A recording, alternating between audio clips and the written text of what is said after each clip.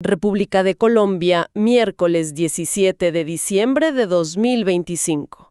Hoy vamos a explorar una serie de decisiones oficiales que juntas dibujan una radiografía del país. Vemos al Estado en sus múltiples facetas, como historiador, protegiendo el patrimonio, como diplomático, negociando extradiciones, y también como gerente, interviniendo en la salud y las comunicaciones. Bien, empecemos por ahí, por cómo un país decide recordar su pasado, celebrar su identidad. Tenemos dos leyes que apuntan justo a eso. Una conmemora los 493 años del municipio de Galapa, en el Atlántico, y la otra rinde homenaje al Museo de Arte de Pereira por sus 50 años. A primera vista, pues parecen gestos simbólicos, pero hay algo más de fondo, ¿verdad? Sí, mucho más. A ver, lo interesante aquí es el mecanismo que usan. No es solo, digamos, una placa o un discurso. Estas leyes autorizan al gobierno a meter la mano en el bolsillo, o sea, a incorporar partidas específicas en el presupuesto general de la nación. Y esto es para financiar proyectos muy concretos. ¿Proyectos como cuáles? Pues mira, en Galapa, por ejemplo, se habla de construir una gran plaza de la cultura y el folclore. En Pereira, los fondos se van directo al mantenimiento, a la mejora de la infraestructura del museo. Es convertir el homenaje en ladrillos y programas. Y me gusta que no se queda solo en el cemento. La ley de Galapa hace algo que me parece muy particular. Rinde honores a una persona con nombre y apellido. El artesano José Francisco Llanos Ojeda. Reconoce su legado como sinónimo de la identidad del lugar. Es un intento de conectar la macropolítica con la persona, ¿no? Es un intento de ponerle un rostro humano a una ley. Y eso siempre es notable. Pero claro, la verdadera prueba de fuego es si esos fondos realmente logran lo que proponen. Por ejemplo, en Pereira, la ley habla explícitamente de desarrollar programas para niños, jóvenes, adultos mayores, también poblaciones vulnerables. Entiendo. El objetivo que declaran es democratizar la cultura. Y ahí es donde estas leyes o pasan de ser un gesto a una política pública de verdad efectiva, o se quedan en el papel. Totalmente de acuerdo. Y si hablamos de proteger un legado, pasamos de estos homenajes a un nivel de detalle que, de verdad, roza lo obsesivo con la resolución sobre el sitio histórico de la batalla del Pantano de Vargas. Aquí es donde la cosa se pone fascinante. Completamente. Lo que tenemos aquí es un plan especial de manejo y protección, lo que se conoce como un PEMP. Este es el instrumento de gestión más poderoso que existe para un bien de interés cultural. Su función es dictar con una precisión casi quirúrgica qué se puede hacer y qué no en toda el área. En toda el área. O sea, no solo el monumento. No, para nada. No hablamos solo de cuidar el famoso monumento a los lanceros. Hablamos de administrar el territorio completo, los cerros, los caminos históricos, las casonas antiguas e incluso la visual, el paisaje. Y cuando dices precisión quirúrgica, no es una exageración por lo que vi. Leí que definen hasta 4 niveles de intervención para los inmuebles.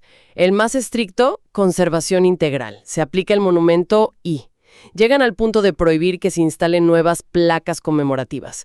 Bueno, sin un permiso expreso del ministerio, claro. Exacto. Y van mucho más allá de las construcciones. Regulan el uso del suelo. Por ejemplo, algo muy específico. Se prohíbe explícitamente construir invernaderos en los cerros de la Guerra y Bolívar.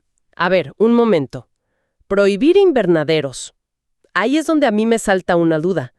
¿No hay un riesgo aquí de convertir un lugar histórico en una pieza de museo intocable? ¿Dónde queda la vida de la gente que habita la zona, que a lo mejor necesita esos invernaderos para subsistir? O sea, ¿no es esto un caso de amar un lugar hasta matarlo de regulaciones? Esa es la pregunta central. Es el eterno dilema de la conservación. El plan, en teoría, intenta responder a eso. Establece normas para la vivienda campestre, busca promover un turismo que sea sostenible e incluso se atreve a calcular la capacidad de acogida turística para no saturar el lugar. ¿Y qué dicen los números sobre eso? Aquí viene lo interesante. La estimación teórica es que el sitio podría recibir hasta 9.870 visitantes al día.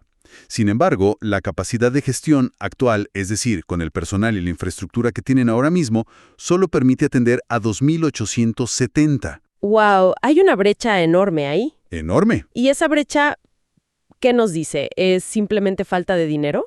Podría ser, pero yo creo que es más profundo. Esa brecha es la fotografía del choque entre la ambición y la realidad.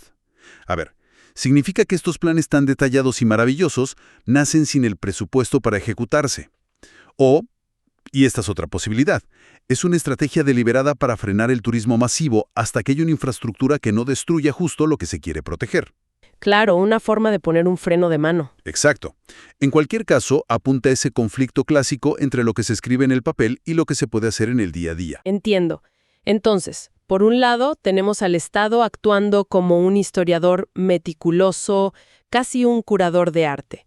Pero ese mismo Estado tiene que cambiar de sombrero y actuar como policía y diplomático, lidiando con problemas mucho más crudos e inmediatos. Es un cambio de escala radical, sí. Pasamos de proteger el pasado a gestionar el presente del crimen. Y en ese ámbito encontramos una ley que modifica aspectos de la Policía Nacional. Busca principalmente establecer las condiciones para que oficiales y miembros del nivel ejecutivo que ya se habían retirado puedan reincorporarse. La idea es, pues, aprovechar su experiencia acumulada. ¿Como una especie de programa de veteranos al servicio activo de nuevo? Algo así, pero con reglas muy claras. Por ejemplo, si el personal que regresa no tiene asignación de retiro, debe prestar al menos otros 5 años de servicio para poder ganarse ese derecho. No es una puerta giratoria sin más. Ya. Y además, la ley redefine la carrera hacia la cúpula. Establece que para ascender a los grados más altos, mayor general y general, será el gobierno quien escoja directamente entre los oficiales que ya cumplan los requisitos. Es un ajuste técnico, pero que moldea el liderazgo de toda la institución a futuro. Y de la justicia interna y la estructura policial, saltamos a la dimensión internacional, con una serie de extradiciones que, de verdad, parecen sacadas de una serie de televisión. Totalmente. Vemos varias resoluciones que conceden la extradición de ciudadanos colombianos a Estados Unidos, a México y a Chile. Mucho la atención por su variedad. No es solo el estereotipo del gran narco, aunque bueno, está presente con figuras como Marcos Mesa Moreno, alias Marquitos, acusado de coordinar rutas de cocaína. También está John Hader Herrera Serna, alias Cuco, con una acusación similar que se remonta hasta 2005. Pero además hay un caso de robo calificado en pandilla con destino a México y otro de secuestro con homicidio hacia Chile. Lo que es fascinante aquí, más allá de los crímenes, son las condiciones que impone el Estado colombiano al entregarlos. Esto revela mucho sobre el sistema legal del país. Se le exige al país solicitante una serie de garantías. Por ejemplo, que la persona no sea juzgada por hechos distintos a los que motivaron la solicitud. ¿Como una cláusula de especificidad? Exacto. Tampoco pueden ser juzgados por crímenes que ocurrieron antes del 17 de diciembre de 1997, que es una fecha clave en la historia de la extradición en Colombia.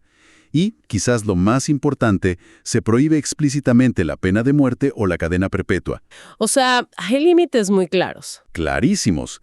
Es más, la pena que se les imponga no puede exceder el máximo que recibirían por ese mismo delito aquí, en Colombia. Es el Estado diciendo, cooperamos, sí, pero bajo nuestros principios y nuestros límites. Y sabes, en medio de todo este proceso legal de tan alto nivel, hay un detalle increíblemente humano que me llamó la atención.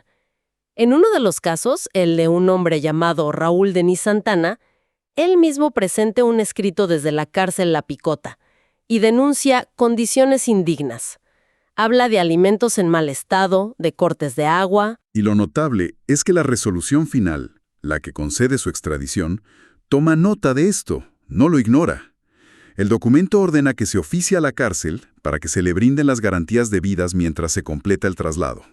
Es un pequeño recordatorio de que los derechos fundamentales no se suspenden ni siquiera en estos casos. Precisamente. Ese detalle, que podría parecer menor, es fundamental. Demuestra que incluso en un proceso tan severo como una extradición, el aparato estatal tiene la obligación de escuchar y verificar las denuncias sobre derechos humanos. Es un contrapeso, digamos, una pequeña válvula de escape. Hemos visto al Estado como guardián de la historia, como actor en la justicia global. Ahora veámoslo en su faceta más cotidiana, la de gerente, el que se asegura de que un hospital funcione y de que haya reglas en lo que vemos en la televisión. Exacto. Y el primer caso nos lleva a Buenaventura, al Hospital Luisa Blanque de La Plata. Allí se prorroga una intervención forzosa administrativa por parte de la Superintendencia Nacional de Salud. Intervención forzosa administrativa. Uf, suena drástico. Y lo es. Piénsalo como una especie de toma de control corporativa, pero ejecutada por el gobierno. Cuando un hospital está fallando tan gravemente, ya sea financiera, administrativa o asistencialmente, que pone en riesgo a los pacientes, el Estado interviene, aparta la gerencia que está y toma el volante directamente. Es una medida de emergencia para intentar sanear la entidad. Y garantizar el servicio, me imagino. Claro, sobre todo eso. Y los objetivos son muy concretos. Fortalecer la gestión, mejorar urgencias, la infraestructura. El documento menciona un logro tangible: la reducción de la glosa inicial. Pasó de un 8% en 2023 a un 5% en 2025. Esto suena muy técnico, pero ¿qué significa en la práctica para una paciente que está en la sala de espera? Es una excelente pregunta. La glosa es, básicamente, cuando una aseguradora le objeta o rechaza una factura al hospital. Una glosa alta significa que el hospital está facturando mal, que hay desorden administrativo. Reducirla del 8% al 5% significa que el hospital es más eficiente, que sus cuentas son más claras y que por lo tanto le está entrando más dinero. En teoría, ese dinero debería traducirse directamente en más recursos para medicamentos, equipos, personal. Es un indicador de salud financiera que, si todo va bien, impacta en la calidad del servicio. De acuerdo. De la gestión de un hospital pasamos a la gestión de lo que vemos en nuestras pantallas. La Comisión de Regulación de Comunicaciones, la CRC, emitió una resolución sobre el mercado de la televisión. Sí, es un análisis muy profundo de la competencia en el sector. Llegan a conclusiones bastante interesantes. Por ejemplo, determinan que la televisión comunitaria sí le hace competencia a la de por suscripción, pero solo en los municipios más pequeños o con un mercado menos desarrollado. En las grandes ciudades, no tanto. Y la gran pregunta de hoy en día, claro, ¿qué pasa con las plataformas tipo Netflix? ¿Son competencia directa de los canales de siempre? Pues mira, según la CRC, por ahora, no. Consideran que las plataformas de video, las OTT, son servicios complementarios y no sustitutos directos de la televisión tradicional. Espera, esa definición de complementario parece una forma muy diplomática de describir la realidad. ¿Qué tan estable es esa postura? Esa es la pregunta del millón. Y es una distinción crucial, pero muy probablemente temporal. Los reguladores de todo el mundo están lidiando con esto mismo. Al etiquetar a Netflix y a las demás como complementarios, la CRC está en esencia pateando la lata hacia adelante. Evita por ahora la batalla regulatoria masiva que se produciría si los declarara competidores directos. Es una decisión estratégica, les compra tiempo. Ya veo. Y a raíz de todo este análisis, toman una medida concreta. Sí, declaran el mercado de distribución minorista de contenidos en canales de televisión abierta nacional operados por privados como un mercado sujeto a regulación ex ante. Otro término que necesita traducción: regulación ex ante. La mejor analogía es esta. Es la diferencia entre poner un reductor de velocidad en una calle donde es probable que haya accidentes en lugar de esperar a que la gente choque para ponerles una multa. La regulación ex post es la multa después del choque. La regulación ex ante, la que están aplicando aquí, es construir el reductor de velocidad de antemano. Entendido. Al identificar potenciales problemas de competencia, el regulador no se espera a que ocurran, sino que impone reglas por adelantado para prevenir esas conductas. Es una intervención proactiva. Entonces, si juntamos todas las piezas de hoy, ¿qué es lo que vemos? En las decisiones de un solo día, el aparato estatal se mueve en escalas totalmente distintas. Pasa de honrar a un artesano en Galapa a planificar el futuro de un sitio histórico con un detalle milimétrico. Y de ahí a coordinar extradiciones con potencias mundiales. Y regular la competencia en la televisión. Es un espectro enorme. Lo que se revela es esta tensión constante, esta brecha que mencionabas antes. Por un lado están las grandes aspiraciones de un Estado: proteger la cultura, garantizar la justicia, proveer servicios básicos. Y por otro está la ejecución detallada, técnica, a veces lenta y burocrática, que se requiere para que algo de eso funcione. Cada una de estas leyes, de estas resoluciones, es una pequeña pieza en el inmenso y complejo rompecabezas que es administrar un país. Y esto nos deja con una pregunta para reflexionar, volviendo a ese increíblemente detallado plan para el pantano de Vargas. Con tantos mecanismos formales para proteger el patrimonio, ¿Cómo se logra el equilibrio? ¿Cómo se asegura que toda esa protección no termine convirtiendo estos lugares en vitrinas de museo, inaccesibles, estériles, en lugar de lo que deberían ser? Espacios vivos, vibrantes, que le pertenecen a la comunidad que los rodea y los habita día a día.